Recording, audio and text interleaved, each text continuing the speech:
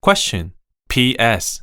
If a is less than 0, what can be another way of expressing negative a times x is less than 1? Note, if a is less than 0, what is another way of expressing a times x is less than negative 1? Solution. The first property of inequality. Multiplying or dividing an inequality by a positive number does not change the direction of the inequality sign, which is positive rule in inequality. If a is greater than b, then a times x is greater than b times x, and a over x is greater than b over x, where x is greater than 0.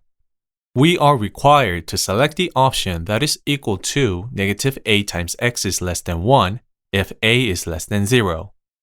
You should remember that the direction of the inequality sign is reversed if you multiply or divide by a negative number, which is negative rule in inequality.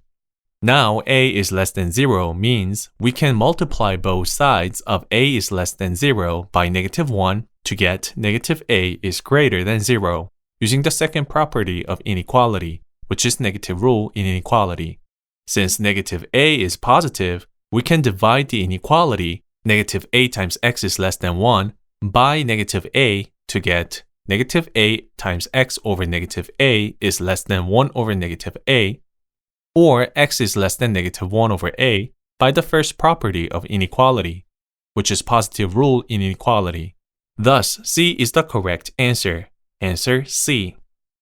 Note that if we were to find the option equal to a times x is less than negative 1, here a is less than 0, so using the second property of inequality, that is negative rule in inequality, we change the inequality sign when we divide the inequality a times x is less than negative 1 by a, then a times x over a is greater than negative 1 over a, or x is greater than negative 1 over a.